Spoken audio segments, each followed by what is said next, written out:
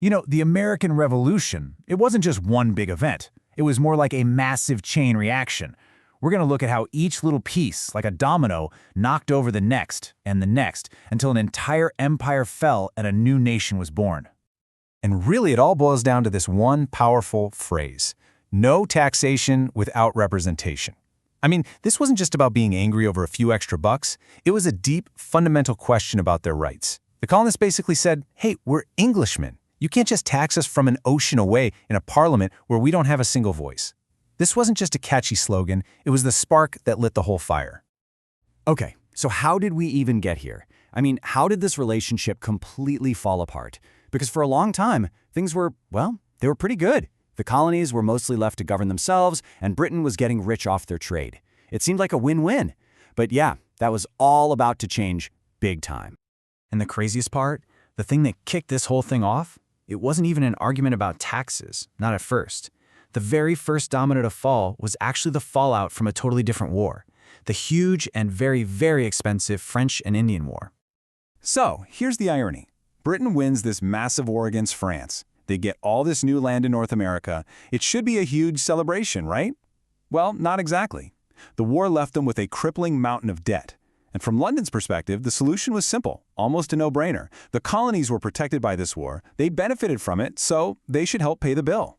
And that decision, that's what sets the whole chain reaction in motion. And you can just watch it happen, one thing right after another. It's shockingly fast. Look at this. 1763, the war ends. Britain's broke. Just 1 year later, 1764, bam, the Sugar Act, new taxes. And then the very next year, 1765, the Stamp Act drops, and suddenly you've got organized protests breaking out everywhere. I mean, we're talking about going from a military victory to the brink of rebellion in just 2 years. The speed is just incredible. All right, so the colonists start pushing back, but did Britain listen? Nope, they doubled down. And what you get is this really dangerous spiral. A protest from the colonies gets a crackdown from Britain, which leads to an even bigger protest, and on it goes, with both sides just pushing each other closer and closer to the edge. And you have to understand, this wasn't just a one-and-done thing. It felt relentless. First, it's sugar. Okay, then it's literally every piece of paper, newspapers, legal documents, even playing cards. Then it's things you use every day, like glass and paper and tea. For the colonists, it felt like Britain was tightening a screw, just a little more each year. It really started to feel like they weren't being treated like British citizens, but more like a piggy bank to be smashed open. And this is where things get, well, bloody. By 1770, you have the Boston Massacre, British soldiers firing on colonists. It proved that having troops stationed in the city was basically a lit match next to a powder keg. Then, 3 years later, you get the Boston Tea Party, and this is a huge step up. We're not talking about boycotts anymore. We're talking about destroying a massive amount of private property. And Britain's response? They come down like a ton of bricks with what the colonists called the intolerable acts. This wasn't just a punishment. It was designed to break them. They basically took away Massachusetts' right to self-government. But this move by Britain, it was a huge, huge mistake. They thought they could make an example out of Massachusetts, scare everyone else into line. But it did the exact opposite. The other 12 colonies looked at what was happening and thought, whoa, if they can do that to Boston, they can do it to us. And that fear, that's what finally brought them all together. For the very first time, they decided to act as one, and they formed the First Continental Congress. And that unity, that was the final turning point. Suddenly, the conversation wasn't about fighting for their rights as Englishmen anymore. It was about whether they wanted to be Englishmen at all. The time for protests and petitions was over. This was about to become a war. And there it is, the shot heard round the world. April 1775. The British march on Lexington and Concord to grab the colonists' weapons, and they find armed militia waiting for them. To this day, nobody really knows for sure who fired that first shot, but it doesn't matter. That one shot was the spark that ignited a revolution and, honestly, changed the course of history. So, now that shots have been fired, how do the colonies respond? They don't back down. They go all in. The Second Continental Congress gets together and they do something radical. They don't just write another angry letter to the king. They create an actual army, the Continental Army. And they put a guy from Virginia, George Washington, in command. This was it, a formal, organized military challenge to the most powerful empire on earth. Okay, so a year goes by. They're already fighting a war. And then they make it official. The Declaration of Independence is so much more than just a breakup letter to King George. It's a mission statement for a new kind of country. It's packed with these huge ideas from a movement called the Enlightenment, basically saying that every single person is born with rights, natural rights, that no king or government can ever take away. And this is the line, right?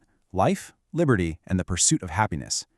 This one phrase took what started as a fight over taxes and turned it into this epic, universal struggle for human freedom. That's the key takeaway here. They weren't just fighting to get Britain off their backs. They were fighting for something. They were trying to build a nation on a foundation of these incredible ideals.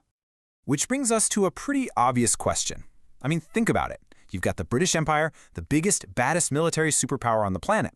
And on the other side, you've got a ragtag army that's just been created, with barely any money or supplies.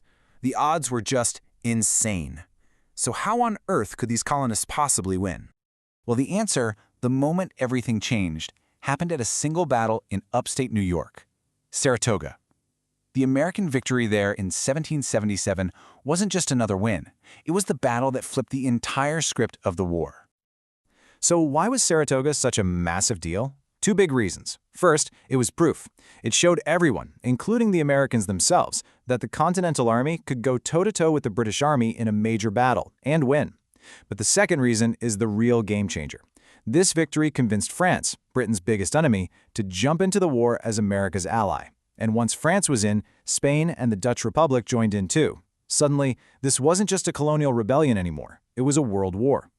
And that alliance with France, it pays off in a huge way at Yorktown. It was just a brilliant, perfectly executed trap. You had Washington's army trapping the main British army on land right up against the coast, and then the French Navy shows up and creates a blockade at sea. No escape, no supplies, no reinforcements. The British general Cornwallis was completely surrounded. He had no choice. He had to surrender. That was the knockout punch. So the war is effectively over, but the story doesn't end there. In fact, in a lot of ways, it's just beginning. I mean, winning a war is hard enough, but building a brand new country from scratch, that's a whole different challenge. It took another 2 years, but in 1783, they finally made it official. The Treaty of Paris is signed, and for the first time, the world officially recognizes a new nation on the map, the United States of America. And check out the terms of this treaty. They are just wild. Britain doesn't just say, okay, you're independent. They give the U.S. a massive amount of land, all the way from the Atlantic Ocean to the Mississippi River. Just like that, the United States isn't just a new country. It's a huge new country. And this revolution sent shockwaves around the world. The idea that a group of colonies could stand up to a massive empire and win, that was incredibly powerful. It was a huge inspiration for the French Revolution, which kicked off just a few years later, and it helped light the fire for all sorts of independence movements down in Latin America. Of course, back home, they had a country to run. They had to figure out how to take all those lofty ideals from the Declaration of Independence and turn them into an actual working government. And that process eventually led them to write the U.S. Constitution in 1787, the rulebook for this new nation they were trying to build. But we have to end with a really important and difficult question. The Declaration of Independence says liberty for all. But who did all really include? The brand new United States was born with this massive contradiction at its heart, the hypocrisy of fighting for freedom while upholding the institution of slavery. Women couldn't vote. Native Americans were being pushed off their land. So while the revolution won independence, the fight over who truly gets to be a part of that American promise of liberty, well, that's a struggle that would continue for a very, very long time.